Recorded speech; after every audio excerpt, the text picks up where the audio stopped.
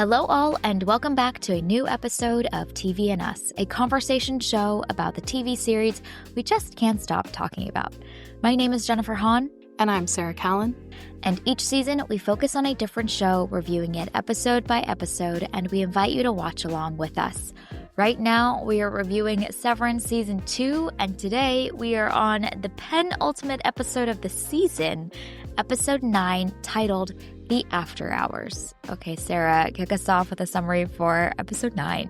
Mark and Devin team with an ally. Helly investigates further. I wonder who that ally is, you know?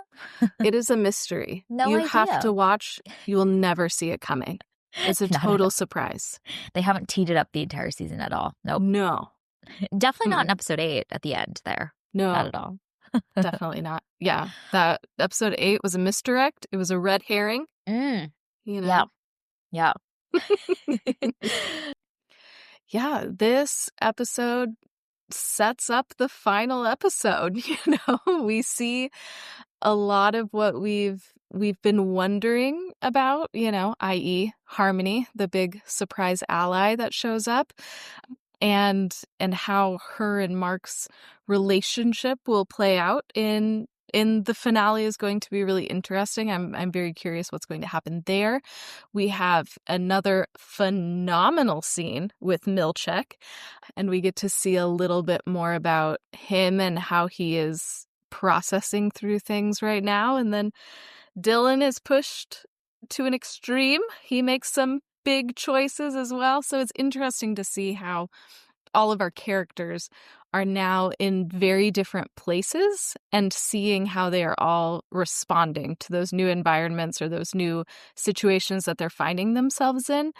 And I'm very curious to see what the final episode is going to be. And I think it's going to maybe be an interesting contrast to what was done in season 1 as well.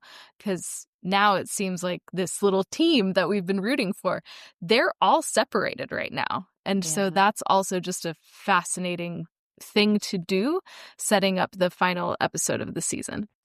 Yes, absolutely. They're all separated and they're all pushed to their extremes for very different reasons and very aligned to the individual trajectories that they've been going on this whole season. And so I think emotionally, all of our characters are in incredibly volatile and very vulnerable states, which I think usually allows for some really explosive decision making, which I think this episode is perfectly setting up, this finale. What I love about this episode too is that there isn't clarity or momentum that we can very crisply see that's going in one direction or the other. I think sometimes with shows, the last episode really feels like it's perfectly, the ball is tumbling down the hill in a certain direction. And I kind of love that in this episode 9, it really feels like there's so many directions that the show could take this in. And I think that's going to be really interesting, especially which characters will jump in and align together is kind of a question mark. There's some interesting stuff happening with Milchek that I'm very, very excited to see, which I'm sure we'll dive into when we talk about all of the spoilers in this episode. But on the whole, I would say this isn't necessarily my favorite episode this season, but I think it's definitely laying the table, setting the table for this big ending that it sounds like we're teeing up for. So I'm sure I will appreciate this episode more in hindsight than I do in the moment, because there's so much that is yet to be unfolded. Yeah, it's definitely setting up the finale. So this episode, it sounds like it still fits within the pattern of this season for you. This kind of every other episode is a hit, though this is maybe, I don't know if we're graphing this, it's not that high of an enjoyment, but it is much more enjoyable than the previous episode. Yes, more enjoyable. Things are happening, characters are making big choices, so I think that's really fun. I mean, on paper, all of these characters are making huge dramatic choices, And I think it's notable that we don't actually feel the implications of all of this quite yet. I think the ripple effects and the oh crap moments, what did I do, will come in the next episode. But on paper, people are making some huge choices, life-changing choices in this episode.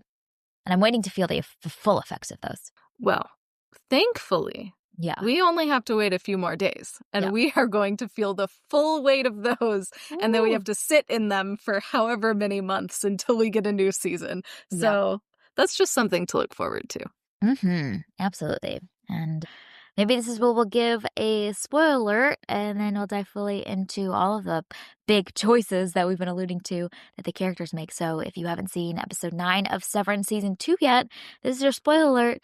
This is definitely an episode you want to go in blind with. I mean, the whole show in general, we've been saying week after week, but we are diving fully in now. So stop listening if you haven't watched the episode itself yet. Okay, what are some of the big character decisions that really stood out to you in this episode? Okay, we got to talk about my favorite. We have to talk about Milchek. Yes, He's that's the standout so to me. good. I've been singing his praises for an entire 2 seasons, but Tremel Tillman, he is so good in this, and he kills it in this episode. That conversation that he has with Drummond is so good. It is so just delicious. I'm not gonna lie, I did stop it and I watched the whole conversation again because it was just so good. There's so many layers to it. He's doing so much with just his eyes and just stabbing daggers into Drummond. It's so incredible. And the way that he says monosyllabically was just, oh my gosh. He had the pettiest of pants on, and I was here for it. It's incredible. Such a good performance, brilliantly written. And then, of course, it adds this additional layer of, okay, what is going on with Milchek? Because he is in this weird place where he has been, you know, doing the bidding of Lumen and doing all of these things, but we're seeing him also resist in some ways as well. So I think Milchek could be this interesting agent of chaos potentially. I don't know if it'll be in the next episode or in the future, but I loved that scene, and I also love what it can potentially set up for this character that I find so intriguing. Oh, that scene was so juicy and so satisfying to watch because we've seen Milchek just take it scene after scene for all of season 1, really. And then some big moments in season 2 as well. He's getting pressured by his superiors, and he's keeping his head down, trying to fit into the corporate machine. And I just love that he's reached a snapping point. He can't do it any longer, And what I particularly love about that scene, obviously all the things that you mentioned as well, of all that just satisfying, like sticking it to the man bits. But I also just love that everything he says to Drummond at the end of the conversation is accurate. He says, I am owed a measure of respect by my superior. Check, yes. And then he also says, it's not my fault what Mark Scout does when he's not at work. It's your responsibility.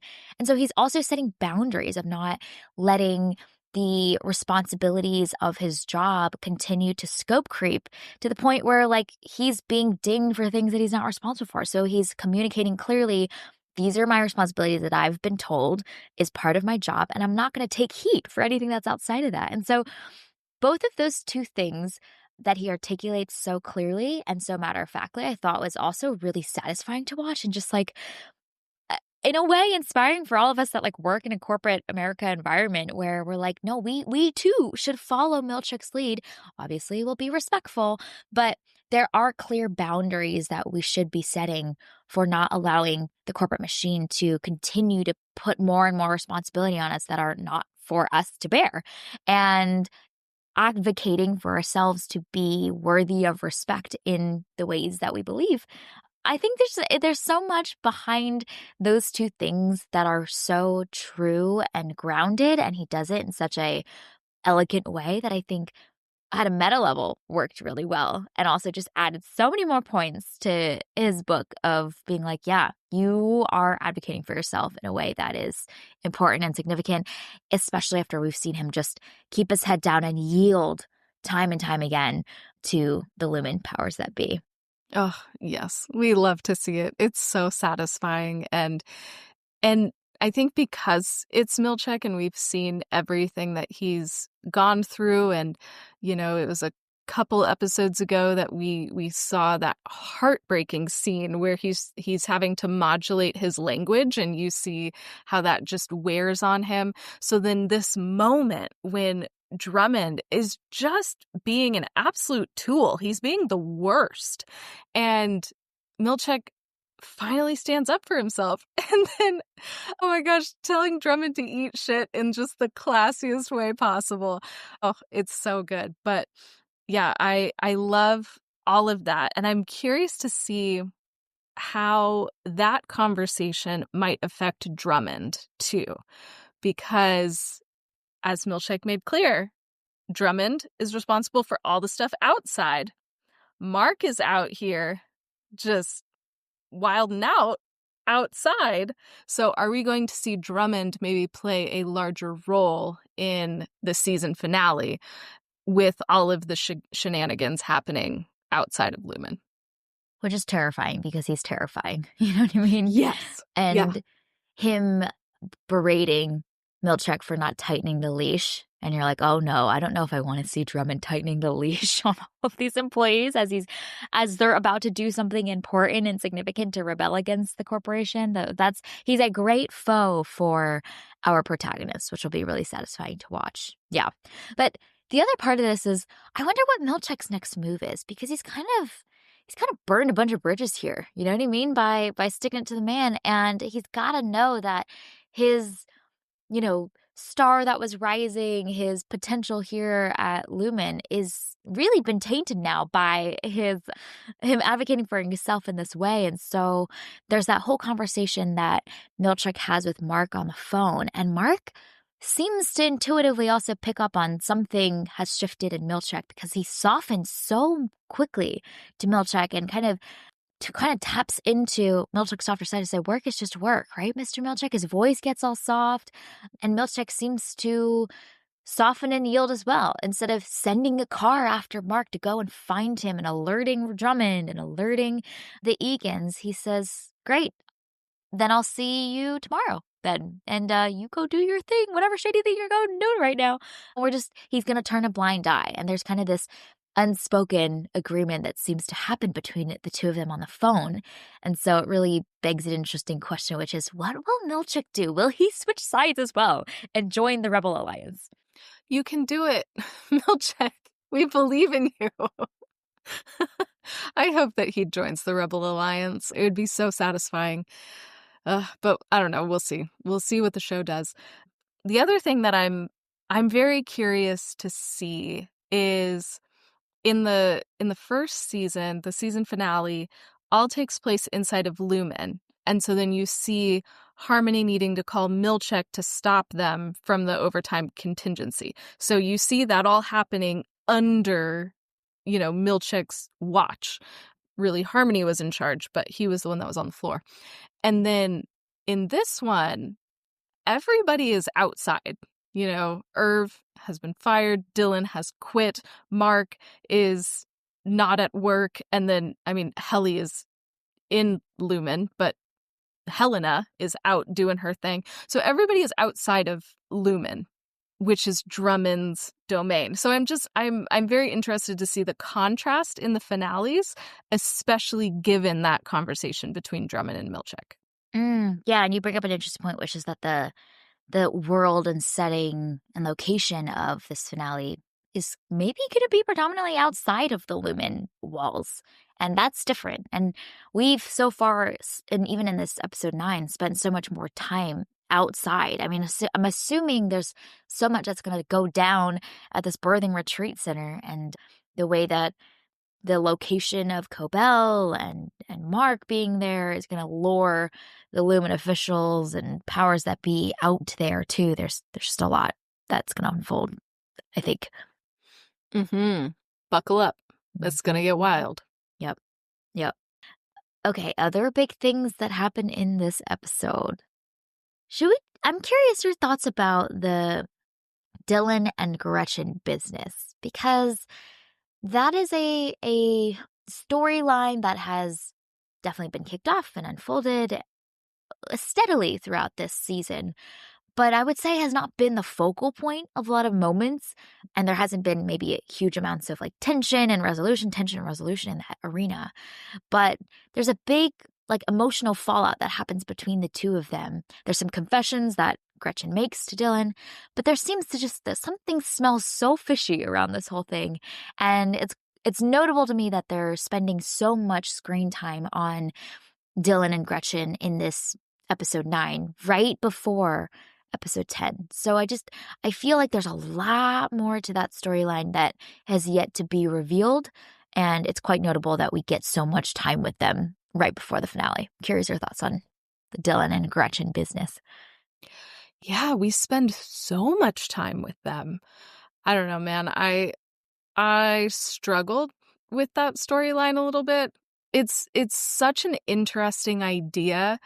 And even in the little like behind the scenes at the end of the episode, I think it was Ben Stiller was talking about it, and like Severance is the only show that you could have a situation like this where like there's, Gretchen is cheating on her husband with her husband. Like, what?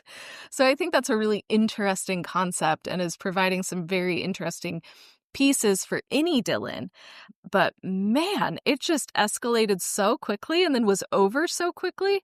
And then I think with that whole storyline, the piece of it that I am the most interested in is any Dylan's resignation and him quitting. And we've seen from the fallout with Irv that for the innies to resign is kind of like killing yourself. Like, Innie Dylan has only ever existed on the severed floor in Lumen, and he is choosing to cease that existence because he can't be with Gretchen. And I found that to be really interesting, especially when Dylan is waiting for the elevator and the painting behind him has Kier standing with like a sword, and it's right where Dylan's head is. And so I find that piece of this to be really intriguing, and that Dylan would go to such an extreme response for this. And I think that to me is the most interesting part of the storyline. I'm very curious to see what they do with Dylan in the season finale, given his resignation in this episode. Yeah, absolutely. And the way he articulates so clearly, like, I don't have anything else here for me other than you, other than this and these moments that we had together. And it's almost like the way that each of these innies have experienced what connection and love feels like, that they can't go back to their previous existence that Lumen had them under, which is just starved and devoid of that. And so it also makes sense why in season 1 there was such vigilance and effort that Lumen put in to ensure that they weren't exposed to that stuff. They weren't exposed to new ideas. When Rickon's book accidentally shows up, like, that causes such a stir because they need to keep these innies so in such a sterile environment and so cut off from any semblance of what it means to be a human being so that they'll stay compliant. Because, yeah, once you experience something more, you can't go back to a life without that. And I think it's notable to see how much that affects Dylan. And to your point, his decisions that he makes at the end of the episode are so telling for how much that time really meant for him. I also found it really interesting because I've always been curious about, like, the way personalities are different but yet similar between your innie and your outie. So we've talked a lot about how Helena and Helly are two sides of the same coin but have a lot in common. Maybe it's just suppressed in one version of them versus the other. Same thing with Mark. And it was neat to hear the way that Gretchen says to outie Dylan, her husband, that his innie was so much like how you used to be. And I thought that was just so interesting to see the way that we get to see innie Dylan so expressive and playful and joyful and excited. And we very much see outie Dylan kind of burdened by the responsibilities of providing for his family and the stress and anxiety of like living a modern life, and how much Gretchen sees like those aspects of Dylan that are still, that she got to know in his outie version, but that are still so present in his innie version, almost in a more pure, like untainted form, and able to come out more fully in his innie environment. So I just thought that was an interesting comment that she makes, because the show presents them as these are two separate human beings, two separate versions of yourself. But it's neat to see that Gretchen's almost saying, no, your innie version's almost this like younger version of you that I got to know and fell in love with all those years ago. So I thought that was an interesting comment. Yeah, and it's also fascinating to see Audie Dylan's response to that too. And so again, this is just Mm, really smart in setting up all of these conflicts that these characters have that are going to presumably come to a head in the final episode. So we'll see. We'll see what happens with Dylan and Gretchen. mm-hmm. Yep. Yep. Some other big things that happen in this episode. Well, We get some Bert and Irv time. dude, there's so many questions there. Tell me your thoughts about that a little bit. I love it. I'm here for it. Can we get a Bert and Irv spinoff show? I don't know. Or just Christopher Walken sitting in a chair in front of the fire with, like, I don't know what Christopher Walken drinks, a glass of whiskey or something, and just regaling us with some stories from Bert's past. Like, I am happy as a clam with that. I want to know so much more. But I loved all of those scenes. I love Bert and Irv. They're great. I love that Bert allowed Irving to bring his dog with him, that Irving and Radar can go and live their lives now. I was so pleased. It leads to a lot more questions, but I was just happy that we got what we got with them in this episode. Yeah, there's like a million questions. Where is he going? Why does he have to go? How does Bert know? How come Bert's the one that ushered that in? How is Bert involved in all of this? What is happening here? It really feels like he's being like sent off. I think Bert says like go as far away as you can go from Cure. And so the feeling is Irv's not coming back, but obviously I'm like, there's no way he's not in the finale in some way, shape, or form going to intersect with this plot line. So there's still so many questions. What does Bert know? Bert seems to know something. The million questions. When I was watching that scene, I was like, did I miss a whole scene? Like, I'm missing so much context for why this whole thing is happening. But that's just Severance, you know? So yeah, there's a lot of questions there. I love that Bert resents the moment to yes, I thought that was really great. There's so much tension in that, and the way that it's built up and the way that the show gives that moment so much time to breathe, I thought was so genius. It really brings us back to season 1 and feeling so much of the tension and chemistry, but ultimately they can't fully have it come to fruition because they're not in a safe environment. All of that we felt in season 1 felt very much dragged to the surface again for us in that scene and in that moment. And I thought that was really some really great character writing in that scene. Yeah, and you just see all of the emotion, all of the tension, all of the regret, all of the everything is in that scene. And yeah, just shout out to Christopher Walken and John Turturro for just doing such a great job of saying so much without having to have that many lines of dialogue. Yeah. Yeah. So much tension there. So good. Okay. Other big things. More Miss Huang in this episode, which I've been curious about Yes. over the course of the season and was kind of like, well, maybe she's a side character. We won't get much of her, but this show spends so much screen time, more screen time than I expected, focused on her storyline. So, we get the whole ring toss game material sacrifice at the beginning. She's graduated from the Wintertide internship program, but is apparently being kidnapped again to continue to work, which is a surprise to her.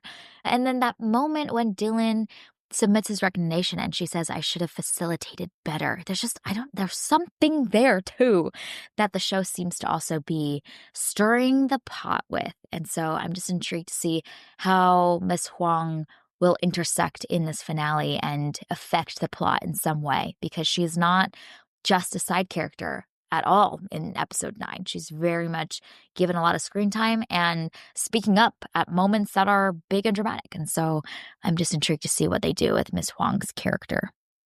Yeah, that is fascinating to see and learn more about the Wintertide Fellowship. You know, So sad. I because we've seen we learned that Harmony was also in that program as well, and we don't know the Mm, details, but we know that she was a part of that. And so now Miss Wong has graduated to whatever the next phase of this is. And it's just a really smart way to bring in more of that like Lumen lore and understanding the different phases that these workers go through, and how young the indoctrination starts for these people too. So I hope that they continue Miss Wong's storyline into the next season, because I would just love to see more of her. yeah. There seems to be so much backstory there and history there. She's such an interesting character and such an enigma to us as well. I still feel like I know nothing about her, but she often makes choices that are surprising to me in every given moment. So I'm curious to see. And what will Milchek's, as her supervisor, his changing loyalties, how will that also impact her decision making? What is she gonna go along with him? Is she gonna snitch on him? Like we don't know. She's kind of a question mark for us as the character as well, and we have no idea how to anticipate her next steps, which is really fun. Mm-hmm. Yeah. Yeah. Is she gonna be a snitch again? Or is Right? she, I don't know. We'll see. Mm-hmm. Yep. We shall see. Okay, well, obviously at the end of this episode, the crew, Cobell, Devin, Mark, arrive at the birthing center, and the severance procedure rules activation works at the birthing center. So presumably at the end of the episode, we are now just with any Mark when he enters that room. Yes, and so there's now whole sets of conversations to be had with Harmony Cobell being lit up from behind with fire and flames. Right? It's so dramatic. It's so dramatic. Oh, yeah. Yeah, thoughts on Yeah. that ending? I thought it was a great place to leave us with. Yeah, it's a great cliffhanger. You have to come back next week for the finale to find out everything. I loved that of all the ways that Harmony could position herself in that room, she chose to be backlit by fire. So And good. Iconic. it's also just so funny given what her relationship with Innie Mark was. And so, like, hey, Mark, you know some things now. I'm going to choose to be backlit by fire. So let's have a nice, calm conversation. Right? It's I'm so like, silly. girl, you need him to trust you. Right? This is not the choice. No. When you have been like the person that has been cracking the whip on him for all those years. Let's maybe like be snuggled up under a fuzzy blanket lit by candlelight instead of backlit by fire. Oh man. Oh, it's so good. I love that It's so good. Devin just like, yeah, so go talk now. Right? Time to do your thing. Yeah. Okay. Any other big things that we should hit on before we wrap and maybe give out some awards? Yeah, the other piece that I appreciated about the Mark Devin Harmony storyline is when they were going to the birthing retreat center, Mhm. and all of that code language between Harmony and the guard that Yeah. was there. I thought that was so interesting that there's this whole exchange and all of these insider code words, this high context language that's being exchanged, and we have no idea like, what is being said? And it was just so cool to see Harmony go from just, like, regular normal Harmony, and then she just flips the switch, and she knows exactly what to say to get them into this birthing retreat. It's also kind of shady because this is used for seemingly nefarious purposes in the past, so that's also an interesting thing that the episode just kind of drops in our lap. But I loved that moment where you see Harmony, she's still got it. It's really fun seeing her just be a badass, and to know the deep ins and outs of all of these different systems and organizations. It's really satisfying because we got to see her use all of that, like, power and authority and influence in the Lumen environment as manager of the Severed Floor. But it's really great to see that, no, she's also really well connected outside of Lumen. And like we've been talking about the whole season and our conversations around this, where Harmony Cobell chooses to align her loyalties to is such a valuable trump card for either side, And so her connection points and her ability to navigate this back corner environment, this underbelly of how the system is run, is going to be a huge asset to Mark and Devin and Ragabi, this whole Rebel Alliance crew, because she can get them into places that they can't get into. They have no idea how to tackle their mission. Like, without Harmony Cobell, Mark's whole goal to try and save Gemma, I'm like, good luck, my dude, because you have no idea where to start to take down the system. But with Cobell on your side now, you've got a chance at this. And so it's really satisfying to see her just use all of that skill set, knowledge, finessing, the scheming. She's hopefully using it for good, for something better, maybe, when she's aligned to these two now. So that's thrilling to see. She's so powerful. Yeah, and Mark knows that, and he doesn't trust her. And so I think that's also a really interesting piece of this as well, is we know that Harmony has this power, but is she going to use it for good, or is she going to use it for evil? And she could go either way. We hope that she's fully on board with the Rebel Alliance, but maybe she wants to do a little Death Star action. We're not sure. So I love that too, that they need each other. And Devin tells Mark that over and over again, but Mark's rightly does not trust her. So I think that's going to also lead to some additional really juicy tension between those characters as they head into this finale. Yeah. It's so fun seeing how much Mark has no idea how to navigate all of this yet, and just seeing the way that Devin sees so clearly for him and also knows her brother really well. And so she can calm him down at the right moments, or kind of speak clearly to him in a way that, like, he specifically needs, because arguably Mark has no idea what to do, and Devin's the one that's really out here calling the shots, because she knows that Cobell is vital, and Cobell is willing to be on their side for whatever reason at this moment. Ugh, way to go, Devin. Yeah. Good job, Devin. She's doing work. Yep. And Mark would be pretty screwed without her. So screwed. Way to go. You have great intentions, my dude. Like, yes, we want to go find your wife. This is very important. But you have no idea how to go about this. No. So let's humble ourselves a little bit, Like, let's listen to the people that can really help us. Although, granted, he has probably been through so much trauma with being under Cobell's wing, so I get that too. Yeah. That is fair. Yeah. All right. Shall we give out some TVNS awards? Yeah, let's do it. Okay, so the first category is for Employee of the Week. Who is getting this award this week? I want to give it to Bert for getting Irving and Radar just the heck out of Dodge. Yes, he thought about the dog too. Very important. I loved it. Very important. I was so pleased. Yes, that was great. That's great. My choice for Employee of the Week has been one that has been very common for me. It's Devin.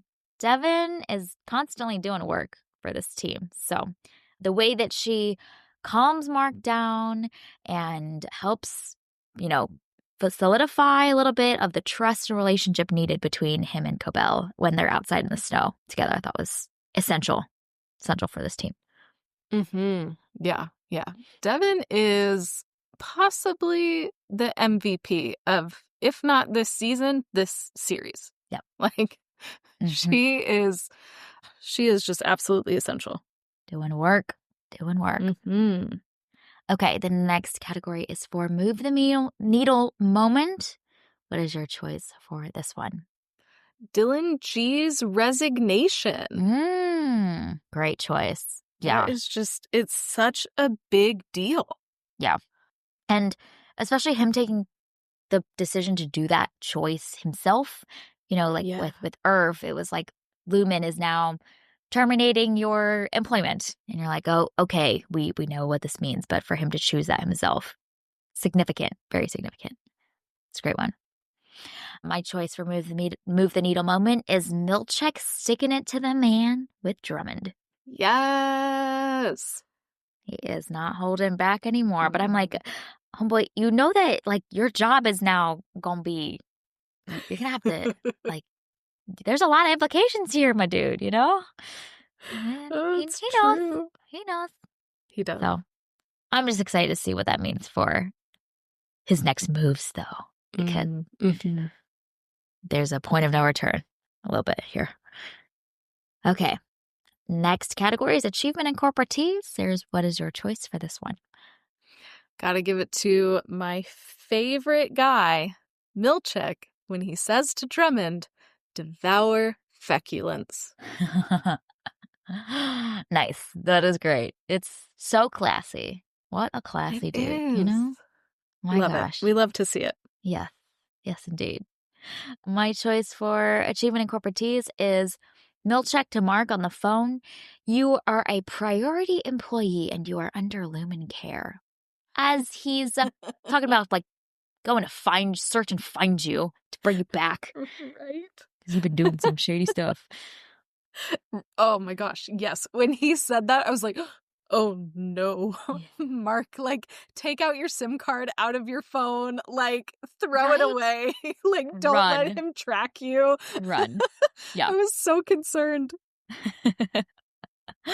Yeah, that's great. But you are under Lumen care. Don't you want that? You're cared for. The powers that be. Yeah. No, thank you. I don't want that kind of care. No. Nope. Thank you. Okay. Looking ahead. My gosh. There's probably a million and one things. But what are you most excited to see in the season finale? I mean, I'm just curious what they're going to do. Like, because there's so many different things going on. I mean, we didn't even talk about Helly/Helena. There's a lot there too that's also happening. So the show has just set up all of these different characters in very different places, physically, mentally, emotionally. They're all separate. And so what is the show going to do to bring this season to a satisfying conclusion now that everybody is off on their own, doing their own things? We don't know. Yeah. My other question is, there was a mention of the goat room in this episode. Will we see more goats in the finale? You know, I would love to see it. I could be entirely unsatisfied with anything else, but you give me just a glimpse of the goats. We got it. A goat lady for Dylan, you know? Yeah.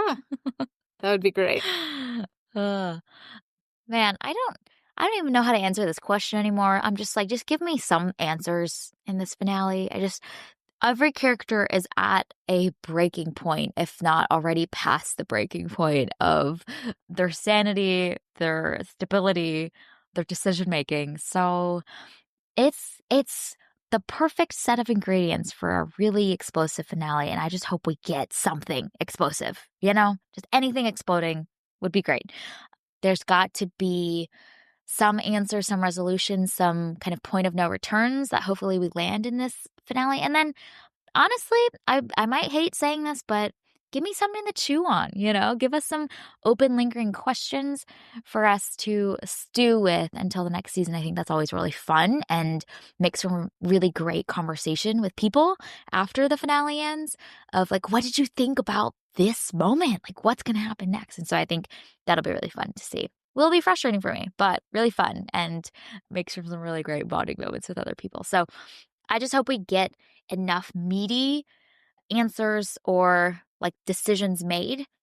I'm sure there's going to be plenty of cliffhangers. So that's what I hope to see is enough of the meat, less fluff, enough meat. I'd like to sink my teeth into something. Well, I think there's going to be plenty to chew on in the season finale because it has a runtime of 1 hour and 15 minutes. Yes, that's right. I remember noticing that being like, oh, okay. It's also called Cold Harbor. So I'm like, all right, you better deliver on that. We've been asking what the heck Cold Harbor is. Yes. We're waiting to see it. And Harmony mentions it as well in this episode, which I think was such an interesting nod to of like her being her winking at the audience, being like, I know you've been wondering about this. I'm going to give you a little crumb. Indeed we have. Yes. I'm going to give you a little tiny crumb. So that'll be fun. All right. Well, we'll be here for it for sure. So this was our review and conversation about episode 9 of Severance Season 2. You can find it available on Apple TV+. Thank you for listening to today's episode of TV and Us. Our name sums it up. We're big fans of TV and the powerful ways we can connect with each other and the world around us. This podcast is about all of us and our shared stories, so everyone is welcome here, and we're so glad you spent time with us today as we continued our journey and nearing the end of our journey of Severance Season 2. You can subscribe to this podcast on Spotify, Apple Podcasts, or wherever you tune into your favorite shows. Drop us a rating and review letting us know your thoughts about episode 9. You can connect with us on Instagram, Threads, and Blue Sky at tvnspod, or email us at tvnspod@gmail.com. We will be back very soon to discuss the season 2 finale. It'll be very exciting. We're pumped for it. So we hope you have an amazing week, and we'll talk again with y'all in just a couple of days.